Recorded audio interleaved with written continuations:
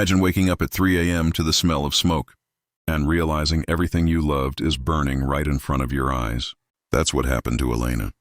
In a single night, her house, the last place that still carried the scent of her late husband, was swallowed by flames. Nothing was left. Not a single photo, not a letter from her mother, not the engagement ring she kept hidden in an old tea box.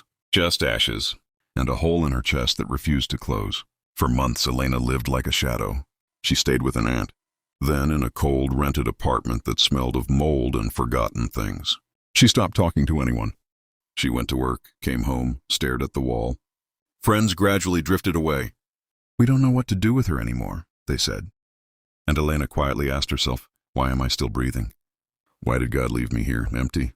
One rainy autumn evening, when the cold was seeping into her bones, she simply walked into a small shelter for homeless people.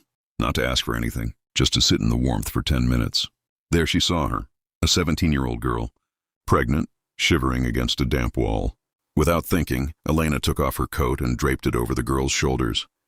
She stayed beside her all night, in silence. In the morning, the girl asked in a small voice, "Why did you do that?" Elena shrugged. "Because someone had to." She started coming more often. She didn't talk much. She washed dishes, handed out blankets, listened to stories without judging. People began seeking her out, not for grand advice, but for the quiet peace she carried with her, as if her presence reminded them that kindness still existed in the world. After a year, on a night as cold as the one when everything burned, an elderly woman placed a hand on her arm and said, "You know, child, you are the light you were searching for. You just thought the light had to come from outside." Elena cried then for the first time since the fire.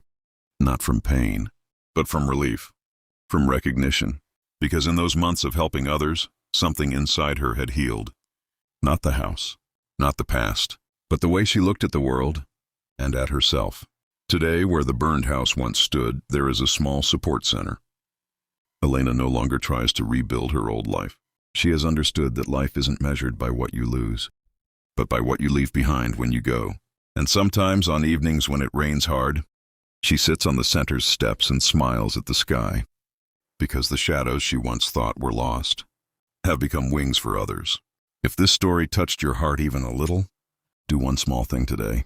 Offer someone a coat, a smile, or simply sit beside them in silence. Maybe your simple gesture will be the light someone has been searching for a very long time. Tell me in the comments, what will you do today to be the shadow that saves someone? I'm waiting to read, and together we can be part of this unseen story of kindness.